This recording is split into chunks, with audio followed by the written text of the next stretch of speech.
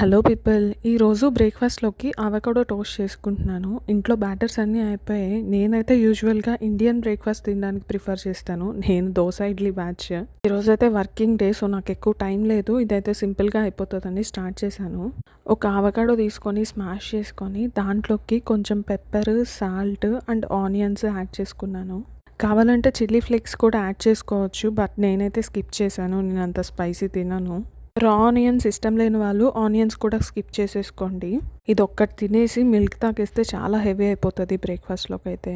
Boiled eggs ఇష్టం ఉన్న వాళ్ళు ఒక 2 బాయిల్డ్ ఎగ్స్ కూడా యాడ్ చేసుకోండి. కాంబినేషన్ అయితే చాలా బాగుంటుంది. ఎగ్స్ స్మాష్ చేయకుండా చిన్న చిన్న పీసెస్ లాగా కట్ చేసుకొని మన బ్రెడ్ టోస్ట్ మీద పెట్టుకొని తింటే బాగుంటుంది. నేను మార్నింగ్ ఎగ్స్ అంత ప్రిఫర్ చేయను, నాకు ఎందుకో నచ్చదు. సో నేనైతే అది కూడా స్కిప్ చేశాను. ఒక పక్కన పెట్టేసుకొని బ్రెడ్ అయితే టోస్ట్ చేసుకోండి. మా ఇంట్లో టోస్టర్ లేదు, సో నేను జస్ట్ పాన్ ఫ్రై చేసేసుకున్నాను కొంచెం బటర్ యాడ్ చేసుకొని.